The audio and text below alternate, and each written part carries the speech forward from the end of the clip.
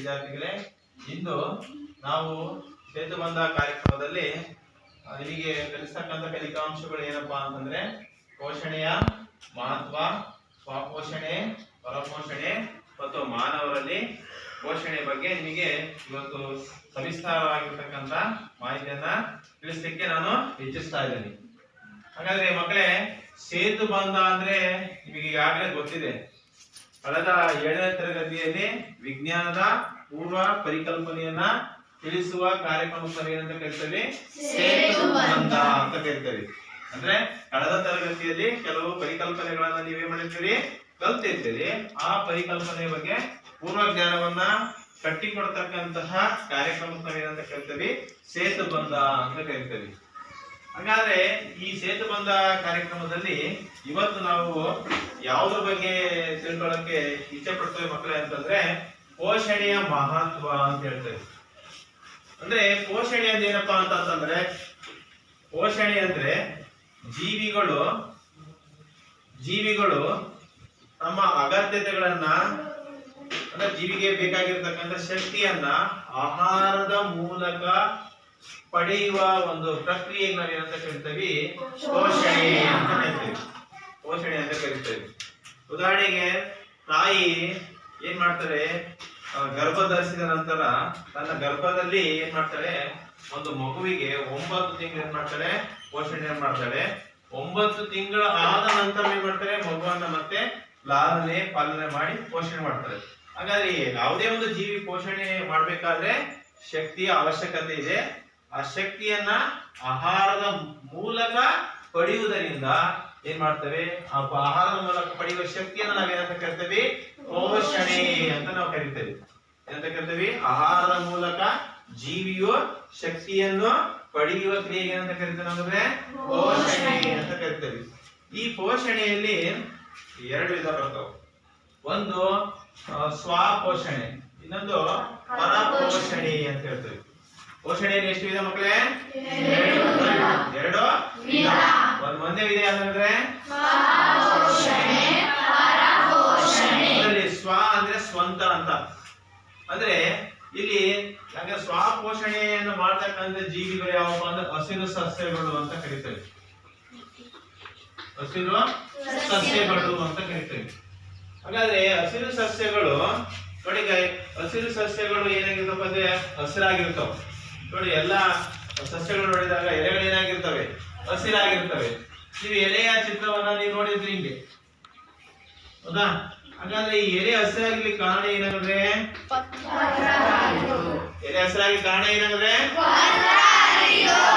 ಈ ನೋಡಿರಿ, ಈ ಹಸಿರು ಸಸ್ಯಗಳು ಎಲೆಯ ಮುಖಾಂತರ ಆಹಾರವನ್ನು ತಯಾರಿಸ್ಕೊಳ್ತಾವ.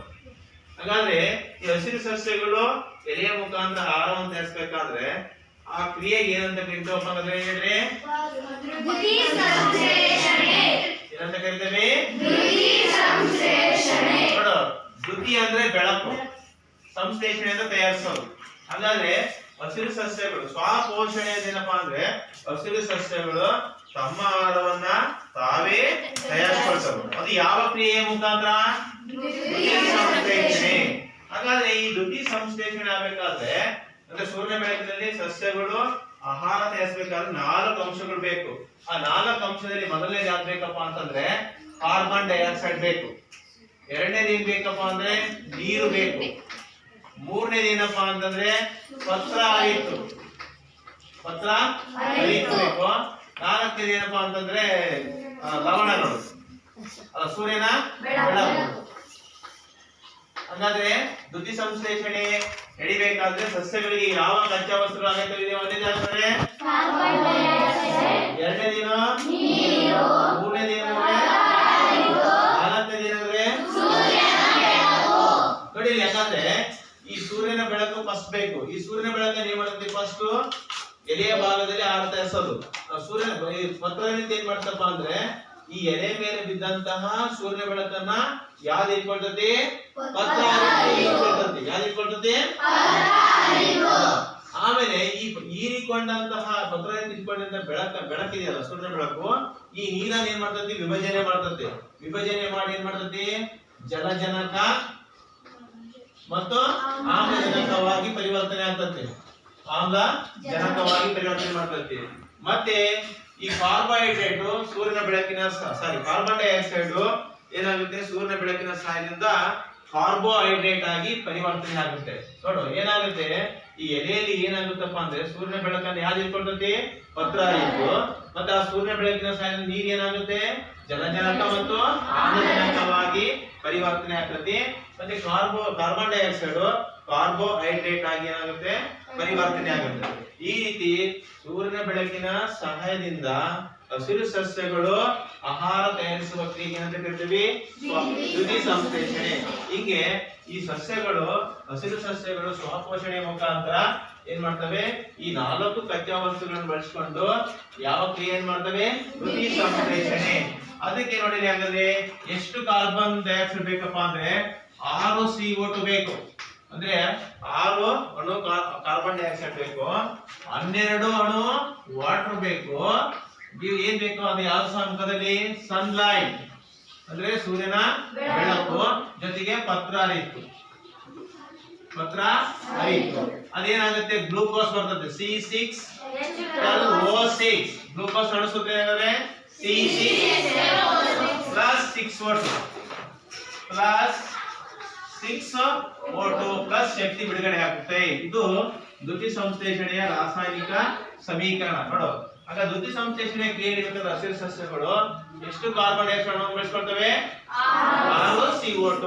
ಎಷ್ಟು ನೀರಿನ ಅಣುಗಳನ್ನು ಬೆಳೆಸ್ಕೊಳ್ತವೆ, 12. ಯಾವ ಮಧ್ಯವರ್ತಿ ಸಹಾಯದಿಂದ, ಸೂರ್ಯನ ಬೆಳಕು ಮತ್ತು ಹಾಗಾದ್ರೆ ಇಲ್ಲಿ ಬಂದಂತ ಗ್ಲೂಕೋಸ್ ಸೂತ್ರ ಏನಾಗಿದೆ, C6H12O6 ಶಕ್ತಿ ಬಿಡುಗಡೆ ಆಗುತ್ತದೆ. ಇದು ಏನಾಯ್ತು ಅಂದ್ರೆ ಸ್ವಪೋಷಣೆ ಅಂತ ಹೇಳ್ತೇವೆ. ಆಯ್ತಾ? ಹಾಗಾದ್ರೆ ಈ ಪರಪೋಷಣೆ ಅಂತಂದ್ರೆ ಏನಪ್ಪಾ ಅಂತಂದ್ರೆ ಆಹಾರ ಆಶ್ರಯಕ್ಕಾಗಿ ಇನ್ನಿತರ ಜೀವಿಗಳ ಮೇಲೆ ಅವಲಂಬಿತವಾಗಿರುವ ಕ್ರಿಯೆ ಅಂತ ಕರಿತೇವೆ ನಾವು ಪರಪೋಷಣೆ ಅಂತ ಕರಿತೇವೆ. ಅಂತ ಕರಿತೇವೆ ಪರಪೋಷಣೆ. ಈ ಪರಪೋಷಣೆಯಲ್ಲಿ 2 ವಿಧ ಬರ್ತವೆ. ಒಂದು ಕೊಳೆತಿನಿಗಳು ಅಂತ ಕರಿತೇವೆ. ಇನ್ನೊಂದು ಏನಪ್ಪಾ ಅಂದ್ರೆ ಪರಾವಲಂಬಿಗಳು ಅಂತ ಕರಿತೇವೆ. ಪರಾವಲಂಬಿಗಳು ಅಂದ್ರೆ ಕೊಳೆತಿನಿಗಳಂದ್ರೆ ಸತ್ತ ಮತ್ತು ಕೊಳೆಯುತ್ತಿರುವ ಜೀವಿಗಳಿಂದ ಆಹಾರವನ್ನು ಪಡೆಯುವ ಜೀವಿಗಳಿಗೆ ಏನಂತ ಕರಿತೀವಿ, ಕೊಳೆತಿನಿಗಳು. ನೋಡಿ, ಸಿಪ್ಪೆ ಮೇಲೆ ಸಗಣಿ ಹುಲ್ಲು ಕೊಳೆತಾ ಇರ್ತದೆ, ಅದ್ರ ಮೇಲೆ ನಾಯಿ ಕೊಡೆ ಬೆಳೀತದೆ ಇಲ್ಲ, ಹೌದೇ ಇಲ್ಲ? ಅಂತವ್ ಯಾವಪ್ಪ ಅಂದ್ರೆ ನಾಯಿ ಕೊಡೆ ಇರ್ಬೋದು, ಶಿಲೀಂಧ್ರ ಇರ್ಬೋದು. ಬ್ಯಾಕ್ಟೀರಿಯಾ, ಶಿಲೀಂಧ್ರಗಳು ಕೊಳೆತಿನಿಗಳು ಅಂತ ಕರಿತವೆ. ಆ ಬ್ಯಾಕ್ಟೀರಿಯಾಗಳು ಮತ್ತು ಶಿಲೀಂಧ್ರಗಳನ್ನು ಯಾಕೆ ಕೊಳೆತಿನಿಗಳು ಅಂತಪ್ಪ ಅಂದ್ರೆ ಸತ್ತ ಸಸ್ಯ ಮತ್ತು ಪ್ರಾಣಿಗಳ ದೇಹದ ಮೇಲೆ ಆಹಾರವನ್ನು ಪಡ್ಕೊಂಡು ಏನ್ ಮಾಡ್ತಾವ, ಬೆಳಿತೇವೆ. ಅದಕ್ಕೋಸ್ಕರ ಕೊಳೆತಿನಿಗಳು ಅಂತ ಕರಿತೇವೆ. ಬ್ಯಾಕ್ಟೀರಿಯಾ ಮತ್ತು ಶಿಲೀಂಧ್ರ ಅಂತ ಕರಿತೇವೆ. ಪರಾವಲಂಬಿಗಳಂದ್ರೆ ನಾವು ಮನುಷ್ಯರು. ನಾವೇನ್ ಮಾಡ್ತೇವೆ, ಆಹಾರಕ್ಕೋಸ್ಕರ ಯಾವ್ದ್ರ ಮೇಲೆ ಸಂಪೂರ್ಣವಾಗಿ ಯಾವ್ದ್ರ ಮೇಲೆ ಡಿಪೆಂಡ್ ಆಗಿದೆ ನಾವು ಅಂದ್ರೆ ಸಸ್ಯಗಳ ಮೇಲೆ ಡಿಪೆಂಡ್ ಆಗಿರೋದ್ರಿಂದ ನಾವು ಪರಾವಲಂಬಿಗಳು ಅಂತ ಕರಿತೇವೆ. ಆಯ್ತಾ? ಹಾಗಾದ್ರೆ ಈ ಪರಾವಲಂಬಿಗಳು ಯಾರಂದ್ರೆ ಮನುಷ್ಯರು. ಹಾಗಾದ್ರೆ ಮಾನವರಲ್ಲಿ ಪೋಷಣೆ ಅಂತ ಬಂದಾಗ 5 ಅಂತ ಬರ್ತಾವ. ಒಂದೇದು ಸೇವನೆ, ಆಮೇಲೆ 5 ಹಂತದಲ್ಲಿ ಪೋಷಣೆ ಆಗುತ್ತೆ. ಮೊದಲನೇದಾದ್ರೆ ಸೇವನೆ, ಎರಡನೇದು ಏನಂದ್ರೆ ಜೀರ್ಣ ಕ್ರಿಯೆ, ಮೂರನೇದು ಯಾವ್ದಪ್ಪ ಅಂದ್ರೆ ಈರಿಕೆ, ನಾಲ್ಕನೇದು ಏನಪ್ಪಾ ಅಂದ್ರೆ ಸ್ವಾಂಗೀಕರಣ, 5ನೇದು ಯಾವ್ದಪ್ಪ ಅಂತಂದ್ರೆ ವಿಸರ್ಜನೆ. ನೋಡು, ಮಾನವರಲ್ಲಿ ಪೋಷಣೆ ಮಾಡ್ಬೇಕಾದ್ರೆ ಮೊದಲನೇದು ಯಾವ್ದಂದ್ರೆ ಸೇವನೆ, ಎರಡನೇದು ಜೀರ್ಣಕ್ರಿಯೆ, ಮೂರನೇದು ಈರಿಕೆ, ಆಮೇಲೆ 4ನೇದು ಸ್ವಾಂಗೀಕರಣ, 5ನೇದು ಯಾವ್ದಪ್ಪ ಅಂದ್ರೆ ವಿಸರ್ಜನೆ. ನೋಡು, ಸೇವನೆ ಅಂದ್ರೆ ಬಾಯಿ ಮೂಲಕ ಆಹಾರವನ್ನ ಒಳತೆಗೆದುಕೊಳ್ಳುವ ಕ್ರಿಯೆ ಅಂತ ಕರಿತೀವಿ ನಾವು ಅಂದ್ರೆ ಸೇವನೆ ಅಂತ ಕರಿತೀವಿ. ಹಾಗಾದ್ರೆ ಬಾಯಲ್ಲಿ ಸೇವನೆ ಮಾಡಿರ್ತಕ್ಕಂಥ ಆಹಾರವು ಹಲ್ಲುಗಳ ಸಹಾಯದಿಂದ ಏನಾಗ್ತದೆ, ಆಹಾರದ ದೊಡ್ಡ ದೊಡ್ಡ ಕಣಗಳು ಚಿಕ್ಕ ಚಿಕ್ಕ ಕಣಗಳಾಗುವ ಕ್ರಿಯೆ ಅಂತ ಕರಿತೀವಿ ಜೀರ್ಣಕ್ರಿಯೆ. ಆಯ್ತಾ? ಆಮೇಲೆ ಜೀರ್ಣಕ್ರಿಯೆ ಆಗಿದ್ದು ಏನಾಗುತ್ತೆ, ಮತ್ತೆ ದೇಹದ ಒಳಗೆ ಸೇರಿದಾಗ ಜೀವಕೋಶಗಳು ಏನ್ ಮಾಡ್ತವೆ, ಜೀರ್ಣವಾದ ಆಹಾರವನ್ನ ರಕ್ತದ ಮೂಲಕ ಏನ್ ಮಾಡ್ಕೊಳ್ತವೆ, ಹೀರಿಕೊಳ್ತವೆ. ಹೀರಿಕೊಂಡ ಆಹಾರವು ಸ್ವಾಂಗೀಕರಣ ಅಂತಂದ್ರೆ ಜೀರ್ಣವಾದ ಆಹಾರವು ದೇಹಕ್ಕೆ ಸೇರುವುದನ್ನು ಏನಂತ ಕರಿತೀವಿ ಅಂದ್ರೆ ಸ್ವಾಂಗೀಕರಣ ಅಂತ ಕರಿತೀವಿ. ಜೀರ್ಣವಾಗದೇ ಇರುವ ಆಹಾರವನ್ನು ದೇಹದಿಂದ ಹೊರ ಹಾಕುವ ಕ್ರಿಯೆ ಅಂತ ಕರಿತೀವಿ ವಿಸರ್ಜನೆ. ನೋಡಿ ಮತ್ತೊಮ್ಮೆ ಹೇಳ್ತಾರೆ ಮಕ್ಕಳೇ, ಸೇವನೆ ಅಂದ್ರೆ ಬಾಯಿ ಮೂಲಕ ಆಹಾರವನ್ನು ತೆಗೆದುಕೊಳ್ಳುವುದನ್ನು ಅಂತ ಕರಿತೀವಿ, ಸೇವನೆ ಅಂತ ಕರಿತೀವಿ. ಎರಡನೇದಾಗಿ ಹಲ್ಲುಗಳ ಸಹಾಯದಿಂದ ಆಹಾರ ದೊಡ್ಡ ದೊಡ್ಡ ಕಣಗಳನ್ನ ಚಿಕ್ಕ ಚಿಕ್ಕ ಕಣಗಳನ್ನಾಗಿ ಪರಿವರ್ತಿಸುವ ಕ್ರಿಯೆ ಅಂತ ಕರಿತೀವಿ, ಜೀರ್ಣಕ್ರಿಯೆ ಅಂತ ಕರಿತೀವಿ. ಮೂರನೇದಾಗಿ ಜೀರ್ಣವಾದ ಆಹಾರವು ರಕ್ತದ ಮೂಲಕ ಏನಾಗ್ತದೆ, ಹೀರಿಕೆ ಆಗುತ್ತದೆ. ಹೀರಿಕೆ ಆಗಿರ್ತಕ್ಕಂಥ ಆಹಾರವು ಏನಾಗುತ್ತೆ, ದೇಹಕ್ಕೆ ಸೇರುವುದನ್ನು ಏನಂತ ಕರಿತೀವಿ ನಾವು, ಸ್ವಾಂಗೀಕರಣ ಅಂತ ಕರಿತೀವಿ. ಜೀರ್ಣವಾಗದೇ ಇರತಕ್ಕಂಥ ಆಹಾರವನ್ನ ಹೊರ ಹಾಕುವುದನ್ನು ಅಂತ ಕರಿತೀವಿ, ವಿಸರ್ಜನೆ. ಹಾಗಾದ್ರೆ ಇದು ಈ ಮಾನವರಲ್ಲಿ ಪೋಷಣ 5 ಹಂತಗಳನ್ನು ಒಳಗೊಂಡಿದ್ದಾಗ ನಾವು ಮಾನವನ ಜೀರ್ಣಾಂಗ ವ್ಯವಸ್ಥೆಯನ್ನ ನೋಡಿದಾಗ ನೋಡು, ಎಲ್ಲಿಂದ ಸ್ಟಾರ್ಟ್ ಆಗುತ್ತಪ್ಪ ಅಂದ್ರೆ ಬಾಯಿಯಿಂದ ಆರಂಭವಾಗಿ ನಾಲಿಗೆ, ಗಂಟಲು, ಮತ್ತೆ ಅನ್ನನಾಳ, ಮತ್ತೆ ಏನಂದ್ರೆ ಜಠರ, ಪಿತ್ತಕೋಶ, ಮೆದುಜೀರಕ ಗ್ರಂಥಿ, ಮತ್ತೆ ಯಾವ್ದಪ್ಪ ಅಂದ್ರೆ ಸಣ್ಣ ಕರಳು, ದೊಡ್ಡ ಕರಳು, ಗುದದ್ವಾರ. ಬಾಯಿಯಿಂದ ಗುದದ್ವಾರದ ಒಳಗೊಂಡ ಜೀರ್ಣಾಂಗ ವ್ಯವಸ್ಥೆಗೆ ಏನಂತ ಕರಿತೀವಿ, ಮಾನವನ ಜೀರ್ಣಾಂಗ ವ್ಯವಸ್ಥೆ ಅಂತ ಕರಿತೀವಿ. ಹಾಗಾದ್ರೆ ಈ ಬಾಯಿ ಮೂಲಕ ಅಂದ್ರೆ ಏನ್ ಮಾಡ್ತಾನಪ್ಪ ಅಂದ್ರೆ ಆಹಾರವನ್ನ ಸೇವಿಸ್ತೀವಿ. ಆಹಾರವನ್ನ ಸೇವಿಸಿದಾಗ ಏನ್ ಮಾಡ್ತದೆ, ಅಲ್ಲಿ ಹಲ್ಲುಗಳು ಬರ್ತವೆ. ಬಾಯಲ್ಲಿ ಹಲ್ಲುಗಳಲ್ಲಿ 4 ವಿಧಗಳು ಬರ್ತವೆ. ಹಲ್ಲುಗಳಲ್ಲಿ ಎಷ್ಟು ವಿಧಗಳು ಬರ್ತವೆ? 4 ಹಲ್ಲುಗಳು. ಬಾಚಿ ಹಲ್ಲು ಅಂತ ಬರ್ತವೆ, ಕೋರೆ ಹಲ್ಲು ಅಂತ ಬರ್ತವೆ, ಮುಂದವಡೆ ಅಂತ ಬರ್ತವೆ, ಹಿಂದವಡೆ ಹಲ್ಲುಗಳು ಅಂತ ಬರ್ತವೆ. ಆಯ್ತಾ? ಈ ಬಾಚಿ ಹಲ್ಲು ಏನ್ ಮಾಡ್ತೇವೆ, ಆಹಾರವನ್ನ ಕಟ್ ಮಾಡ್ತಾವೆ. ಇಲ್ಲಿ ಮುಂದ್ಗಡೆ ಇರೋವು ಆ ಕಡೆ ಈ ಕಡೆ ಇರ್ತಕ್ಕಂಥ ಕೋರೆ ಹಲ್ಲುಗಳು ನೀವು ಮಾಂಸವನ್ನ ಸಿಗಿತೀರಿ ಅಥವಾ ಕಬ್ಬನ್ ಸಿಗಿತೀರಿ. ಏನಾಗಿದೆ, ಬಾಚಿ ಹಲ್ಲುಗಳು ಆಹಾರವನ್ನ ಕಟ್ ಮಾಡ್ತವೆ, ಕೋರೆಯಲ್ಲಿ ಏನ್ ಮಾಡ್ತವೆ, ಆಹಾರವನ್ನು ಸಿಗಿತವೆ. ಮುಂದವಡೆ ಮತ್ತು ಹಿಂದವಡೆ ಹಲ್ಲುಗಳು ಏನ್ ಮಾಡ್ತವೆ, ಆಹಾರವನ್ನ ಹರಿತವೆ. ಹೆಂಗೆ ದುಂಡಿ ಕಲ್ಲಲ್ಲಿ ಮಿಕ್ಸಿ ಹೆಂಗೆ ಚಟ್ನಿಯನ್ನು ರುಬ್ತತೋ ಸಣ್ಣಕ್ಕೆ, ಹಂಗೆ ಮುಂದವಡೆ ಮತ್ತು ಹಿಂದವಡೆ ಹಲ್ಲುಗಳು ಏನ್ ಮಾಡ್ತವೆ, ಆಹಾರವನ್ನು ಏನ್ ಮಾಡ್ತವೆ, ಹರಿಲಿಕ್ಕೆ ಸಹಾಯ ಮಾಡ್ತವೆ. ಇನ್ನ ನ್ಯಾಲಿಗೆ ಬಂದಾಗ ನಿಮ್ಮ ನ್ಯಾಲಿಗೆ ಈ ತರ ಇದೆ, ನಿಮ್ಮ ನ್ಯಾಲಿಗೆ ಈ ತರ ಇದೆ. ಈ ನ್ಯಾಲಿಗೆ ಏನ್ ಮಾಡ್ತತಿ, ರುಚಿಯನ್ನು ನೋಡ್ತತಿ. ನೋಡಿರಿ, ಈ ನ್ಯಾಲಿಗೆ ತುದಿಯಲ್ಲಿ ಸಿಹಿ ರುಚಿ ಇರ್ತಾವ. ನ್ಯಾಲಿಗೆಯ ಪಾರ್ಶ್ವ ಭಾಗದಲ್ಲಿ ಏನ್ ಮಾಡ್ತಾವಪ್ಪ ಅಂದ್ರೆ ಉಪ್ಪನ ರುಚಿಯನ್ನ, ಇದು ನೋಡಿ, ಇದು ಸಿಹಿ, 4 ರೀತಿಯ ಸಿಹಿ, ಮತ್ತೆ ಉಪ್ಪು, ಮತ್ತೆ ಏನಪ್ಪಾ ಅಂದ್ರೆ ಇದು ಕಹಿ ಅಂದ್ರೆ ಇಸ. ಕಹಿ ರುಚಿಯನ್ನ ತಿಳಿತಕ್ಕಂಥ ರಸಾಂಕುರಗಳು ಎಲ್ಲಿರ್ತಾವ, ನ್ಯಾಲಿಗೆ ಹಿಂಭಾಗದಲ್ಲಿ ಇರ್ತಾವ. ಮತ್ತೆ ಪಾರ್ಶ್ವ ಭಾಗದಲ್ಲಿ ಉಪ್ಪಿನ ರುಚಿ ಇರ್ತಾವ. ಆಮೇಲೆ ಖಾರ ಎಲ್ಲಿರ್ತದೆ, ಮಧ್ಯ ಭಾಗದಲ್ಲಿ ಇರ್ತಾವ ರಸಾಂಕುರಗಳು. ಹಾಗಾಗಿ ನ್ಯಾಲಿಗೆ ರುಚಿಯನ್ನ ಗ್ರಹಿಸ್ತಕ್ಕಂತಹ ಒಂದು ಅಂಗ ಅಂತ ಹೇಳ್ತೇವೆ. ರುಚಿಯಲ್ಲಿ 4 ವಿಧ: ಸಿಹಿ, ಖಾರ, ಉಪ್ಪು, ಮತ್ತೆ ಹುಳಿ ರುಚಿ ಅಂತ ಹೇಳ್ತೇವೆ. ಹುಳಿ ರುಚಿ ಮತ್ತೆ ಕಹಿ ರುಚಿ ಅಂತ 4 ಬರ್ತವೆ. ಸಿಹಿ ರುಚಿಯನ್ನು ರುಚಿಯನ್ನ ಕಂಡಿರ್ತಕ್ಕಂತಹ ರಸಾಂಕುರಗಳು ಎಲ್ಲಿರ್ತಾವಪ್ಪ ಅಂದ್ರೆ ನ್ಯಾಲಿಗೆ ತುದಿಯಲ್ಲಿ ಇರ್ತವೆ. ಉಪ್ಪಿನ ರುಚಿಯನ್ನ ಕಂಡಿರ್ತಕ್ಕಂಥ ರಸಾಂಕುರಗಳು ನ್ಯಾಲಿಗೆಯ ಪಾರ್ಶ್ವ ಭಾಗದಲ್ಲಿ ಇರ್ತವೆ. ಮತ್ತೆ ಮಧ್ಯ ಭಾಗದಲ್ಲಿ ರಸಾಂಕುರಗಳು ಏನ್ ಮಾಡ್ತವೆ ಅಂದ್ರೆ ಖಾರ ಕಂಡಿರ್ತಕ್ಕಂಥ ರಸಾಂಕುರ ಮಧ್ಯ ಭಾಗದಲ್ಲಿ ಇರ್ತವೆ. ಮತ್ತು ಕಹಿ, ಅದು ಹುಳಿ ಮತ್ತು ಖಾರ. ಮತ್ತೆ ಕಹಿ ರುಚಿಯನ್ನು ಪರಿಚಯಿಸ್ತಕ್ಕಂಥ ರಸಾಂಕುರಗಳು ನ್ಯಾಲಿಗೆಯ ಹಿಂಭಾಗದಲ್ಲಿ ಇರ್ತವೆ.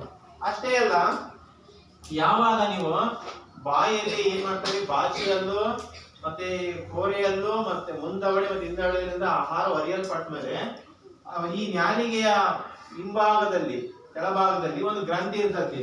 ಅದೇನ್ ಮಾಡ್ತಪ್ಪ ಅಂತಂದ್ರೆ ಅದನ್ನ ಲಾಲಾ ಗ್ರಂಥಿ ಅಂತ ಕರಿತೇವೆ. ಏನಂತ ಕರಿತೀವಿ? ಲಾಲಾ ಗ್ರಂಥಿ ಅಂತ ಕರಿತೇವೆ. ಅದು ನಿಮ್ಮ ನ್ಯಾಲಿಗೆ ನಿಂತಿದ ಕೆಳಗಡೆಗೆ ಈ ತರ ಕಾಣ್ತಾವೆ ನಿಮಗೆ, ಈ ತರ ಇವನ್ನ ಲಾಲಾ ಗ್ರಂಥಿ ಅಂತ ಕರಿತೇವೆ. ಈ ಲಾಲಾ ಗ್ರಂಥಿ ಏನ್ ಮಾಡುತ್ತೆ, ಹಲ್ಲುಗಳ ಸಹಾಯದಿಂದ ಮತ್ತು ನ್ಯಾಲಿಗೆಯ ಎರಡುಗಳಿಂದ ಆಹಾರವು ಏನಾಗುತ್ತೆ, ಬಾಯಲ್ಲಿ ಆಗ್ತಕ್ಕಂಥ ಜೀರ್ಣಕ್ರಿಯೆಗೆ ನಾವು ಯಾಂತ್ರಿಕ ಜೀರ್ಣಕ್ರಿಯೆ ಅಂತ ಕರಿತೇವೆ. ಈ ಲಾಲಾ ಗ್ರಂಥಿ ಏನ್ ಮಾಡುತ್ತೆ, ಇದು ಹಲ್ಲು ಮತ್ತು ನ್ಯಾಲಿಗೆಯ ಸಂಪರ್ಕದಲ್ಲಿ ಗಂಜಿ ರೂಪಕ್ಕೆ ಬಂದಂತ ಆಹಾರವನ್ನ ನಾವು ಏನಂತ ಕರಿತೇವೆ, ಪಿಷ್ಟ ಅಂತ ಕರಿತೇವೆ. ಹಲ್ಲು ಮತ್ತು ನ್ಯಾಲಿಗೆ ಸಂಪರ್ಕದಲ್ಲಿ ಯಾಂತ್ರಿಕ ಜೀರ್ಣಕ್ರಿಯೆ ಆಗಿರ್ತಕ್ಕಂಥ ಆಹಾರವನ್ನು ಏನಂತ ಕರಿತೇವೆ, ಪಿಷ್ಟ ಅಂತ ಕರಿತೇವೆ. ಈ ಪಿಷ್ಟವನ್ನ ಏನ್ ಮಾಡ್ತೀವಿ, ಲಾಲಾ ಗ್ರಂಥಿ ಒಂದು ಲಾಲಾ ರಸವನ್ನು ಉತ್ಪತ್ತಿ ಮಾಡ್ತದೆ. ಲಾಲಾ ಗ್ರಂಥಿ ಯಾವ ರಸವನ್ನು ಉತ್ಪತ್ತಿ ಮಾಡ್ತದೆ? ಲಾಲಾ ರಸವನ್ನ ಉತ್ಪತ್ತಿ ಮಾಡ್ತದೆ. ಈ ಲಾಲಾ ರಸದಲ್ಲಿ ಒಂದು ಕಿಣ್ವ ಇರ್ತದೆ, ಅದನ್ನ ಏನಂತ ಕರಿತೇವೆ, ಅಮೈಲೇಸ್ ಅಂತ ಕರಿತೇವೆ. ಏನಂತ ಕರಿತೇವೆ? ಅಮೈಲೇಸ್ ಅಂತ ಕರಿತೇವೆ. ಈ ಅಮೈಲೇಸ್ ಕಿಣ್ವ ಏನ್ ಮಾಡ್ತದೆ, ಹಲ್ಲು ಮತ್ತು ನ್ಯಾಲಿಗೆಯ ಸಮ್ಮುಖದಲ್ಲಿ ಜೀರ್ಣವಾದ ಆಹಾರವನ್ನ ಪಿಷ್ಟವನ್ನ ಏನ್ ಮಾಡ್ತದೆ ಮಾಲ್ಟೋಸ್ ಆಗಿ ಪರಿವರ್ತನೆ ಮಾಡ್ತದೆ. ಲಾಲಾರಸದಲ್ಲಿ ಕಿಣ್ವ ಯಾವುದು ಅಮೈಲೇಸ್ ಅಂತಕ್ಕಂಥ ಕಿಣ್ವ ಬಾಯಲ್ಲಿ ಏನು ಗಂಜಿ ರೂಪದ ಆಹಾರವನ್ನ ಪಿಷ್ಟವನ್ನ ಏನ್ ಮಾಡ್ತದೆ ಮಾಲ್ಟೋಸ್ ಆಗಿ ಪರಿವರ್ತನೆಯನ್ನ ಮಾಡ್ತದೆ. ಪರಿವರ್ತನೆ ಮಾಡಿದಾಗ ಆಹಾರವು ಏನ್ ಮಾಡ್ತದೆ ಗಂಟಲನ್ನ ಪ್ರವೇಶ ಮಾಡ್ತದೆ. ನೋಡಿ ಈ ಗಂಟಲಲ್ಲಿ ಶ್ವಾಸನಾಳ ಮತ್ತು ಅನ್ನನಾಳ ಇಲ್ಲಿಂದ ಪ್ರಾರಂಭ ಈ ಶ್ವಾಸನಾಳ ಏನಾಗ್ತಪ್ಪ ಅಂದ್ರೆ ಊಟ ಮಾಡ್ಬೇಕಾದ್ರೆ ಈ ಶ್ವಾಸನಾಳ ಏನ್ ಮಾಡ್ತದೆ ಒಂದು ಕಿರುನ್ಯಾಲಿಗೆಯಿಂದ ಮುಚ್ಚಿರ್ತದೆ. ಇಲ್ಲ ಅಂದ್ರೆ ನೀವು ಊಟ ಮಾಡ್ಬೇಕಾದ್ರೆ ಯಾವ ಕಾರಣಕ್ಕೂ ನೀವು ಮಾತಾಡಬಾರ್ದು. ಮಾತಾಡ್ತಾ ಇದ್ಬಿಟ್ಟು ಏನಾಗುತ್ತೆ ಈ ಕಿರುನ್ಯಾಲಿಗೆ ಓಪನ್ ಆಗಿ ಏನಾಗುತ್ತೆ ಶ್ವಾಸನಾಳದಲ್ಲಿ ಹೋಗ್ತದೆ. ಈ ಶ್ವಾಸನಾಳದಲ್ಲಿ ಹೋಗೋದ್ರಿಂದ ಈ ಉಸಿರನ್ನ ತಲೆಮರೆ ಬಿಡೋದ್ರಿಂದ ಏನಾಗುತ್ತೆ ಆಹಾರ ನೆತ್ತಿಗೇರಿ ಮಾಡುತ್ತೆ ಮೂಗಿನ ಮುಖಾಂತರ ಏನ್ ಮಾಡ್ತೀವಿ ಸೀನ್ ಬಂದು ಹೊರ ಬಂದ್ಬಿಡ್ತದೆ. ಅದಕ್ಕೋಸ್ಕರ ಈ ಊಟ ಮಾಡುವ ಸಮಯದಲ್ಲಿ ಈ ಶ್ವಾಸನಾಳವನ್ನ ಯಾವುದು ಮುಚ್ಚಿರ್ತತಿ ಕಿರುನ್ಯಾಲಿಗೆ ಆಗಿರ್ತಕ್ಕಂಥ ಎಪಿಗ್ಲಾಟಿಸ್ ಅಂತಕ್ಕಂಥ ಒಂದು ನ್ಯಾಲಿಗೆ ಮುಚ್ಚಿರ್ತತಿ. ಈಗ ಈ ಅನ್ನನಾಳದ ಮುಖಾಂತರ ಬಾಯಲ್ಲಿ ಪಿಷ್ಟ ಇದ್ದು ಮಾಲ್ಟೋಸ್ ಆಗಿ ಪರಿವರ್ತನೆ ಆಗಿರ್ತದೆ. ಅದು ಅನ್ನನಾಳದ ಮುಖಾಂತರ ಎಲ್ಲಿ ಬರ್ತದಪ್ಪ ಅಂತಂದ್ರೆ ಅನ್ನನಾಳದ ಮುಖಾಂತರ ಹಂಗೆ ಒಂದೇ ಪಡಿ ಹಿಡಿಯಲ್ಲ. ಅನ್ನನಾಳ ಏನಾಗ್ತದಪ್ಪ ಅಂದ್ರೆ ಹಿಗ್ಗುವಿಕೆ ಕುಗ್ಗುವಿಕೆ. ನೋಡು ಆಹಾರ ಇದ್ದಾಗ ಕುಗ್ಗಿರ್ತತಿ. ಯಾವಾಗ ಆಹಾರ ಬಂದ್ಕೊಟ್ಲೆ ಬಂದ್ಕೊಟ್ಟು ಅನ್ನನಾಳಕ್ಕೆ ಅವಾಗ ಏನಾಗ್ತತಿ ಹಿಗ್ತತಿ ಮತ್ತೆ ಕುಗ್ತತಿ. ಏನ್ ಒಂದೇ ಪಡಿ ನೀವು ಕಟ್ಟೆ ಅನ್ನ ಒಂದೇ ಪಡಿ ಇಟ್ಕೊಳಲ್ಲ. ಒಂದ್ ಗುಪ್ಪು ಹೋದ್ಬಿಟ್ಲೆ ಏನಾಗುತ್ತೆ ಹಿಗ್ತತಿ, ಮುಂದಕ್ಕೆ ಹೋದ್ಬಿಟ್ಲೆ ಮತ್ತೆ ಕುಗ್ತತಿ. ಈಗ ಹಿಗ್ಗುವಿಕೆ ಕುಗ್ಗುವಿಕೆ ಮುಖಾಂತರ ಆಹಾರವು ಎಲ್ಲಿ ಬರ್ತಪ್ಪ ಅಂದ್ರೆ ಜಠರಕ್ಕೆ ಬರ್ತತಿ. ಜಠರಕ್ಕೆ ಬಂದಾಗ ಈ ರೀತಿ ಅನ್ನನಾಳದಲ್ಲಿ ಆಹಾರವು ಹಿಗ್ಗುವಿಕೆ ಕುಗ್ಗುವಿಕೆ ಮುಖಾಂತರ ಚಲನೆ ಆಗುವುದನ್ನ ನಾವೇನಂತ ಕರಿತೀವಿ ಸತಿ ಸಂಕೋಚನ ಚಲನೆ ಅಂತ ಕರಿತೀವಿ. ಯಾವಾಗ ಇದು 23 ಸೆಂಟಿಮೀಟರ್ ಇರ್ತದೆ ಇದು ಅನ್ನನಾಳ, ಗೊತ್ತಾಯ್ತಾ? ಇಲ್ಲಿಗೆ ಜಠರಕ್ಕೆ ಬರ್ತದೆ. ಈ ಜಠರದಲ್ಲಿ ಆಹಾರವು 4 ತಾಸು ಇರ್ತದೆ. 4 ತಾಸು ಇರ್ತದೆ. ಆಮೇಲೆ ಈ ಜಠರದಲ್ಲಿ ಏನಾಗುತ್ತಪ್ಪ ಅಂತಂದ್ರೆ ನೀವು ಜೀರ್ಣವಾದ ಆಹಾರ ಇಲ್ಲಿ ಬರ್ತದೆ. ಇಲ್ಲಿ ಜಠರದ ಗೋಡೆಗಳಿರ್ತಾವ. ಆ ಜಠರದ ಗೋಡೆಯಿಂದ ಜಠರ ರಸಗಳು ಉತ್ಪತ್ತಿ ಆಗ್ತಾವ. ಆ ಜಠರ ರಸದಲ್ಲಿ ಇರ್ತಕ್ಕಂಥ ಯಾವಪ್ಪ ಅಂತಂದ್ರೆ ಒಂದು ಹೈಡ್ರೋಕ್ಲೋರಿಕ್ ಆಮ್ಲ, ಇನ್ನೊಂದು ಲೋಳೆ, ಇನ್ನೊಂದು ಪೆಪ್ಸಿನ್ ಅಂತ ಕಿಣ್ವ ಇರ್ತದೆ. ಇನ್ನೊಂದು ಏನಂದ್ರೆ ಪೆಪ್ಸಿನ್. ಯಾವ್ಯಾವ ಜಠರ ರಸದಲ್ಲಿ ಇರ್ತಕ್ಕಂಥ ಯಾವ್ಯಾವ ಅಂದ್ರೆ ಒಂದು ಹೈಡ್ರೋಕ್ಲೋರಿಕ್ ಆಮ್ಲ, ಇನ್ನೊಂದು ಪೆಪ್ಸಿನ್, ಇನ್ನೊಂದು ರೆನಿನ್, ಆಮೇಲೆ ಲೋಳೆ ಅಂತ ನೀರಂತ ವಸ್ತು ಜಠರಸದಲ್ಲಿ ಉತ್ಪತ್ತಿ ಆಗ್ತದೆ. ನೋಡಿ ಈ ಹೈಡ್ರೋಕ್ಲೋರಿಕ್ ಆಮ್ಲ ನಿಮ್ ಜಠರದಲ್ಲಿ ಉತ್ಪತ್ತಿ ಆಗ್ತದೆ. ನೀವು ಯಾಕಪ್ಪ ಅಂದ್ರೆ ಯಾವಾಗ ಉತ್ಪತ್ತಿ ಆಗ್ತದಪ್ಪ ಅಂದ್ರೆ ನೋಡಿ ಅಸಿಡಿಟಿ ಗ್ಯಾಸ್ಟ್ರಿಕ್ ಆದ ನೋಡಿ ನಿಮಗೆ ನೀವು ಜಾಸ್ತಿ ಖಾರದ ಐಟಮ್ ಅನ್ನ ತಿಂದಾಗ ಈ ಹೈಡ್ರೋಕ್ಲೋರಿಕ್ ಆಮ್ಲ ಉತ್ಪತ್ತಿ ಆಗುತ್ತೆ. ಈ ಹೈಡ್ರೋಕ್ಲೋರಿಕ್ ಆಮ್ಲ ಉತ್ಪತ್ತಿ ಆಗೋದ್ರಿಂದ ನಿಮ್ಮ ಜಠರದಲ್ಲಿ ಇರ್ತಕ್ಕಂಥ ಆಹಾರ ಮೃದುವಾಗುತ್ತೆ. ಮತ್ತೆ ನೀವು ತಿಂದಂತ ಆಹಾರದಲ್ಲಿ ಏನಾದರೂ ಹಾನಿಕಾರಕ ಸೂಕ್ಷ್ಮ ಜೀವಿಗಳು ಜಠರವನ್ನ ಪ್ರವೇಶ ಮಾಡಿದ್ರೆ ಈ ಆಮ್ಲ ಏನ್ ಮಾಡ್ತದನ್ನ ನಾಶ ಪಡಿಸುತ್ತದೆ. ಆಯ್ತಾ? ಮತ್ತೆ ಏನಪ್ಪ ಪೆಪ್ಸಿನ್ ಅಂತಕ್ಕಂಥದ್ದು ನಿಮ್ಮ ಜಠರದಲ್ಲಿ ಇರ್ತಕ್ಕಂಥ ಆಹಾರದಲ್ಲಿರ್ತಕ್ಕಂಥ ಪೆಪ್ಸಿನ್ ಅಂತಕ್ಕಂಥ ಕಿಣ್ವ ಏನ್ ಮಾಡ್ತೈತಿ ಆಹಾರದಲ್ಲಿರ್ತಕ್ಕಂಥ ಪ್ರೋಟೀನ್ ಗಳನ್ನ ಏನಾಗ್ತದಪ್ಪ ಅಂದ್ರೆ ಪಾಲಿಪೆಪ್ಟೈಡ್ ಗಳಾಗಿ ಪರಿವರ್ತನೆ ಮಾಡ್ತೈತಿ. ಪ್ರೋಟೀನ್ ಅನ್ನ ಜೀರ್ಣಿಸ್ತೈತಿ ಪಾಲಿಪೆಪ್ಟೈಡ್ ಗಳಾಗಿ. ಆಮೇಲೆ ಈ ರೆನಿನ್ ಅಂತಂದ್ರೆ ಏನಪ್ಪಾ ಅಂದ್ರೆ ಈ ಸಣ್ಣ ಮಕ್ಕಳು ಸಾಮಾನ್ಯವಾಗಿ ಹಾಲು ಕುಡಿತೇವೆ. ಆ ಹಾಲನ್ನು ದೊಡ್ಡವರಲ್ಲಿ ಏನ್ ಮಾಡ್ತೈತಿ ನೀವು ಮೊಸರು ಊಟ ಮಾಡಿದ್ರೆ ಹಾಲ ತಿಂದಿರ್ತೀವಿ, ಹಾಲನ್ನ ಊಟ ಮಾಡಿರ್ತೀವಿ. ಹಂಗೆ ಸಣ್ಣ ಮಕ್ಕಳಲ್ಲಿ ಈ ರೆನಿನ್ ಅಂತಕ್ಕಂಥ ಕಿಣ್ವ ಜಠರದಲ್ಲಿ ಏನ್ ಮಾಡ್ತೈತಿ ಮಕ್ಕಳಲ್ಲಿ ಹಾಲನ್ನ ಕರಗುವ ಮೊಸರನ್ನಾಗಿ ಪರಿವರ್ತನೆ ಮಾಡ್ತೈತಿ. ದೊಡ್ಡವರಲ್ಲಿ ಏನ್ ಮಾಡ್ತೈತಿ ಕರಗದ ಮೊಸರನ್ನಾಗಿ ಪರಿವರ್ತನೆ ಮಾಡ್ಲಿಕ್ಕೆ ರೆನಿನ್ ಜಠರದಲ್ಲಿ ಸಹಾಯ ಆಗ್ತದೆ. ಲೋಳೆ ಅಂತಕ್ಕಂಥದ್ದು ನೋಡಿ ಹೈಡ್ರೋಕ್ಲೋರಿಕ್ ಆಮ್ಲ ಉತ್ಪತ್ತಿ ಆಗೋದ್ರಿಂದ ಗ್ಯಾಸ್ಟ್ರಿಕ್ ಇಂದ ಏನ್ ಮಾಡ್ತದೆ ನೀರಿನಂತ ವಸ್ತು ಏನ್ ಮಾಡ್ತದೆ ನಿಮ್ಮ ಇಡೀ ಜಠರದ ಗೋಡೆಯನ್ನ ಅದರಿಂದ ಆಮ್ಲದಿಂದ ರಕ್ಷಣೆ ಮಾಡ್ಲಿಕ್ಕೆ ಈ ಲೋಳೆ ಏನ್ ಮಾಡ್ತದೆ ಸಹಾಯ ಮಾಡ್ತದೆ. ಅಷ್ಟೇ ಅಲ್ಲ ನೋಡಿ ಈ ಜಠರದಿಂದ ಏನಾಗುತ್ತೆ ನೆಕ್ಸ್ಟ್ ಇಲ್ಲಿ ಒಂದು ಡಿಯೋಡಿನಮ್ ಅಂತ ಬರುತ್ತೆ. ಇಲ್ಲಿ 4 ತಾಸು ಇರ್ತದೆ. ಅದಕ್ಕಿಂತ ಮುಂಚೆ ಯಾವಾಗ ಈ ಜಠರದಿಂದ ಎಲ್ಲಿ ಬರ್ತದೆ ಸಣ್ಣ ಕರಳನ್ನು ಸೇರುವ ಜಾಗಕ್ಕೆ ಡಿಯೋಡಿನಮ್ ಬರ್ತದೆ.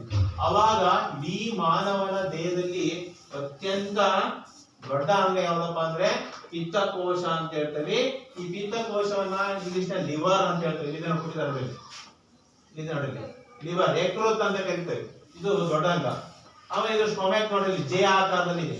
ಇದನ್ನ ಡಿಯೋಡಿನಮ್ ಅಂತ ಕರಿತೇವೆ. ನೋಡಿ ಸಣ್ಣ ಹೊಟ್ಟೆಯನ್ನ ಸಣ್ಣ ಕರಳನ್ನ ಸೇರುವ ಜಾಗಕ್ಕೆ ಅಂತ ಕರಿತೇವೆ ಡಿಯೋಡಿನಮ್ ಅಂತ ಕರಿತೇವೆ. ಕನ್ನಡದಾಗ ಮುಂಗರಳು ಅಂತ ಕರಿತೇವೆ.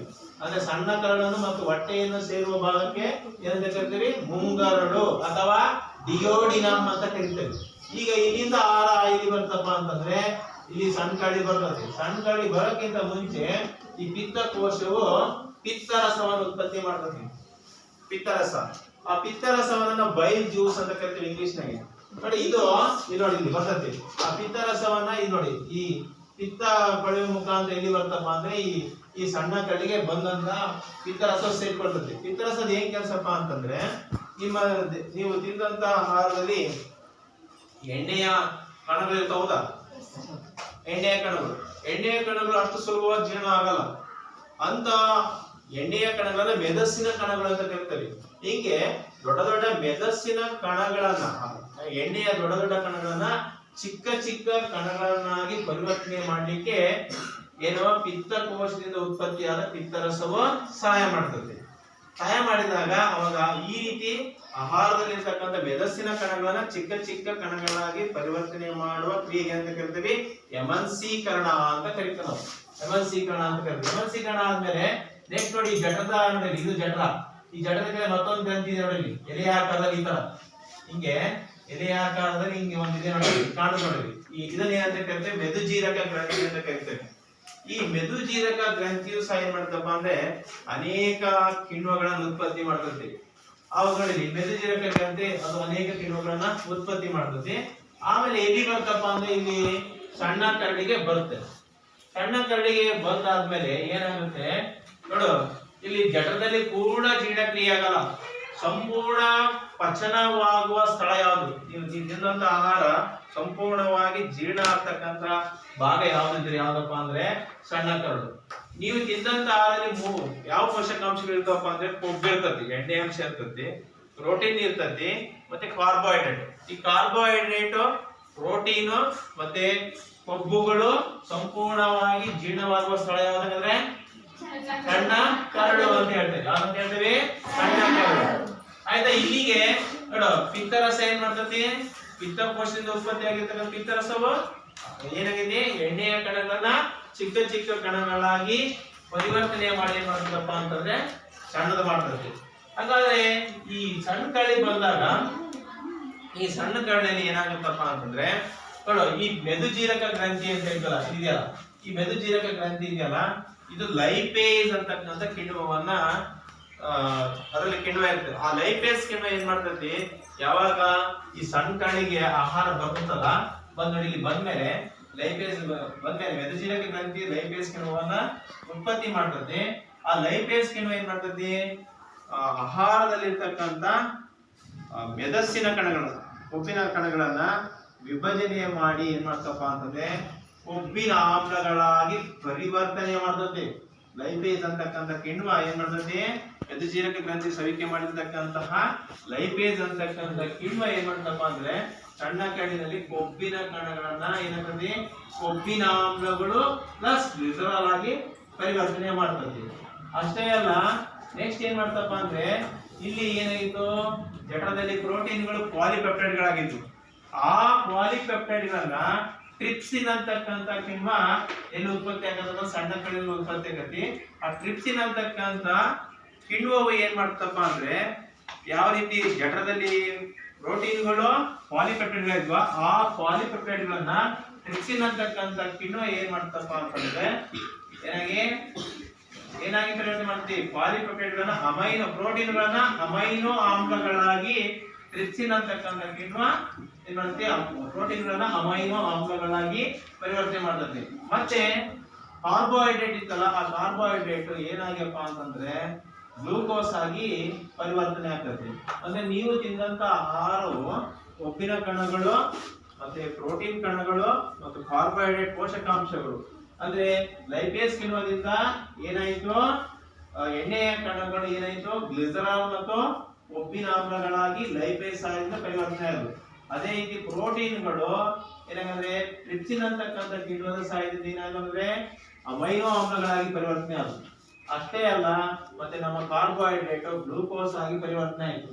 ಹೀಗೆ ಈ ಮೂರು ಪೋಷಕಾಂಶಗಳು ಸಣ್ಣ ಕರಳಿನಲ್ಲಿ ಏನಾಗ್ತದಪ್ಪ ಅಂದ್ರೆ ಜೀರ್ಣವಾದರೆ ಈ ಸಣ್ಣ ಕರಳಿನ ಒಳಗೋಡೆಯಲ್ಲಿ ಬೆರಳಿನ ಆಕಾರದ ರಚನೆಗಳು ಇರ್ತವೆ. ಅವನೇನಂತ ಕರಿತೇವೆ, ವಿಲಯಿಗಳು ಅಂತ ಕರಿತೇವೆ. ಆ ವಿಲಯಿಗಳಲ್ಲಿ ರಕ್ತನಾಳಗಳು ಇರ್ತವೆ. ಕಾರ್ಬೋಹೈಡ್ರೇಟ್, ಪ್ರೋಟೀನ್ ಮತ್ತೆ ಕೊಬ್ಬಿನ ಕಣಗಳು ಜೀರ್ಣವಾಗಿರ್ತಕ್ಕಂಥದ್ದನ್ನ ಈ ಸಣ್ಣ ಕಣಿನ ಒಳಗೋಡೆಯಲ್ಲಿ ಬೆರಳಿನ ಆಕಾರದ ರಚನೆಗಳಿರ್ತವೆ. ಅವನ ವಿಲಯಿಗಳು ಅಂತ ಕರಿತೇವೆ. ಆ ವಿಲಯಿಗಳು ಏನ್ ಮಾಡ್ತವೆ, ಈ 3 ಪೋಷಕಾಂಶಗಳು ಜೀರ್ಣವಾದನ್ನ ರಕ್ತದ ಮುಖಾಂತರ ನಿಮ್ಮ ಎಲ್ಲಾ ದೇಹಗಳಿಗೆ ಜೀರ್ಣವಾದ ಆಹಾರವನ್ನು ಏನ್ ಮಾಡ್ತವೆ, ಸಾಗಾಣಿಕೆಯನ್ನ ಮಾಡ್ತವೆ. ಅಂತ ಕೆಲಸವನ್ನ, ಆ ಜೀರ್ಣವಾದ ಆಹಾರವನ್ನ ಹೀರಿಕೊಳ್ತಕ್ಕಂಥ ರಚನೆಗಳಿಗೆ ಏನಂತ ಕರಿತೀವಿ, ವಿಲಯಿಗಳು ಅಂತ ಕರಿತೀವಿ. ಆ ವಿಲಯಿಗಳು ಎಲ್ಲಿರ್ತಾವಪ್ಪ ಅಂತಂದ್ರೆ ಸಣ್ಣ ಕಣಿನಲ್ಲಿ ಇರ್ತವೆ. ಮತ್ತೆ ಜೀರ್ಣವಾಗದೆ ಇರ್ತಕ್ಕಂಥ ಆಹಾರವು ಏನ್ ಮಾಡುತ್ತೆ, ದೊಡ್ಡ ಕಣಿನ ಮುಖಾಂತರ ಇಲ್ಲಿ ಬಂದು ಗುದದ್ವಾರದ ಮುಖಾಂತರ ಹೊರ ಹಾಕುವುದನ್ನ ನಾವೇನಂತ ಕರಿತೀವಿ, ಹೊರ ಹಾಕ್ತದೆ. ಅಂದ್ರೆ ಯಾವುದು, ಅದನ್ನ ವಿಸರ್ಜನೆ ಅಂತ ಕರಿತೇವೆ. ಜೀರ್ಣವಾಗದೇ ಇರುವ ಆಹಾರವನ್ನು ದೊಡ್ಡ ಕಣಿನ ಮುಖಾಂತರ ಹೊರ ಹಾಕುವುದನ್ನ ಏನಂತ ಕರಿತೇವೆ ಅಂದ್ರೆ ವಿಸರ್ಜನೆ ಅಂತ ಕರಿತೇವೆ. ಇದಿಷ್ಟು ಇಲ್ಲಿಂದ ಬಾಯಿಯಿಂದ ಗುದದ್ವಾರದವರೆಗೆ ಆಗಿರತಕ್ಕಂತಹ ಒಂದು ಜೀರ್ಣಾಂಗ ವ್ಯವಸ್ಥೆ ನೀವೀಗ ತಿಳ್ಕೊಂಡ್ರಿ. ಒಂದಿಷ್ಟು ಕೆಲವು ಕ್ವಶನ್ಸ್ ಅನ್ನು ಬರ್ಕೊಡ್ರಿ. ಪೋಷಣೆ ಎಂದರೆ ಬರ್ಕೊಡ್ರಿ. ಪೋಷಣೆ ಎಂದರೆ, ಪೋಷಣೆ ಎಂದರೆ, ಪೋಷಣೆ ಎಂದರೆ, ಪೋಷಣೆ ಎಂದರೆ, ಪೋಷಣೆ ಎಂದರೆ.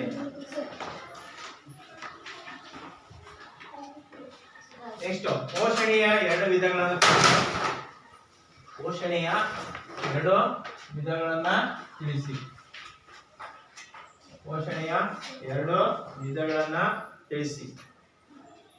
ಪೋಷಣೆಯ 2 ವಿಧಗಳನ್ನ ತಿಳಿಸಿ.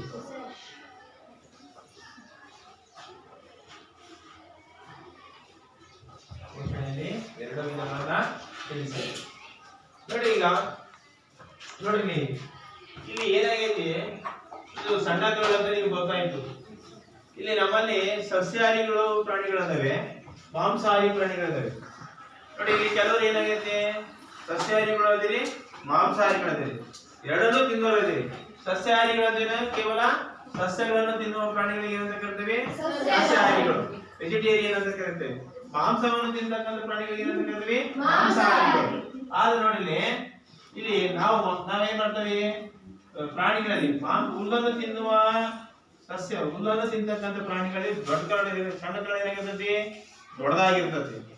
ಯಾಕೆ ಅಂತಂದ್ರೆ ಹುಲ್ಲು ಇದೆಯಲ್ಲ, ಹುಲ್ಲಿನಲ್ಲಿ ಒಂದು ಪ್ರೋಟೀನ್ ಇದೆ. ಆ ಪ್ರೋಟೀನ್ ಅನ್ನ ಜೀರ್ಣಿಸ್ಲಿಕ್ಕೆ ಪ್ರಾಣಿಗಳಲ್ಲಿ ಸಣ್ಣ ಕರಳು ಏನಾಗಿರ್ತತಿ, ದೊಡ್ಡದಾಗಿರ್ತತಿ. ಎಮ್ಮೆ ಇರ್ಬೋದು, ಎತ್ತು ಇರ್ಬೋದು, ಈ ಪ್ರಾಣಿಗಳಲ್ಲಿ. ಆದ್ರೆ ಮಾಂಸ ತಿಂತಕ್ಕಂಥ ಹುಲಿ ಇರ್ಬೋದು, ಸಿಂಹ ಇರ್ಬೋದು, ನಾವಿರ್ಬೋದು, ಸಣ್ಣ ಕರಳು ಏನಾಗಿರ್ತತಿ, ಚಿಕ್ಕದಾಗಿರ್ತದೆ, ಸುಲಭವಾಗಿ ಜೀರ್ಣಿಸ್ತವೆ.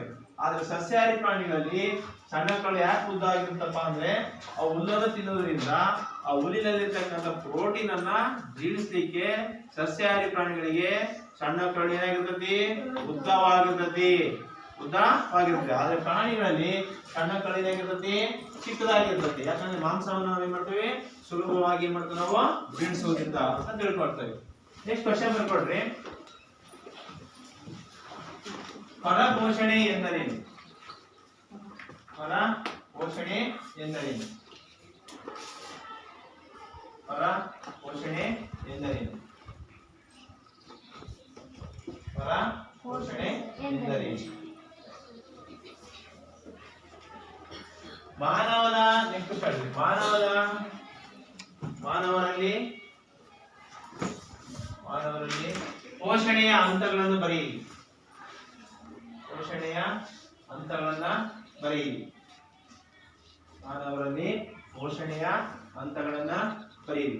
ಯಾವ್ಯಾವ ಅನ್ನೋದು ಹೇಳಿ ನೋಡೋಣ. ಸೇವನೆ, ಜೀರ್ಣಕ್ರಿಯೆ, ಹೀರಿಕೆ, ವಿಸರ್ಜನೆ. ಜೋರಾಗಿ ಹೇಳೋಣ ಸರಿ.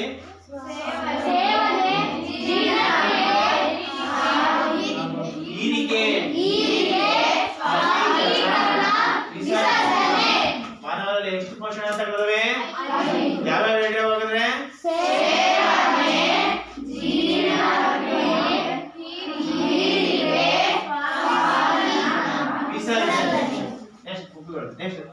ಸಂಶ್ಲೇಷಣೆ ಎಂದರೇನು? ದ್ಯುತಿ ಸಂಶ್ಲೇಷಣೆ ಎಂದರೇನು? ದ್ಯುತಿ ಸಂಶ್ಲೇಷಣೆ ಎಂದರೇನು? ದ್ಯುತಿ ಸಂಶ್ಲೇಷಣೆಗೆ ಬೇಕಾಗಿರುವ ಕಚ್ಚಾ ವಸ್ತುಗಳನ್ನ ಹೆಸರಿಸಿ. ಕಚ್ಚಾ ವಸ್ತುಗಳನ್ನ ಹೆಸರಿಸಿ. ಹಾಗಾದ್ರೆ ಕೇಳ್ರಿ, ದ್ಯುತಿ ಸಂಶ್ಲೇಷಣೆಗೆ ಬೇಕಾಗಿರುವ ಕಚ್ಚಾ ವಸ್ತುಗಳು ಯಾವ? ಮೊದಲನೇ ಯಾವುದು ಹೇಳ್ರಿ? ಕಾರ್ಬನ್. ನೆಕ್ಸ್ಟ್ ನೆಕ್ಸ್ಟ್ ಆಯ್ತಾ? ಇದುವರೆಗೂ ನೀವೇನ್ ಮಾಡ್ತೀರಿ?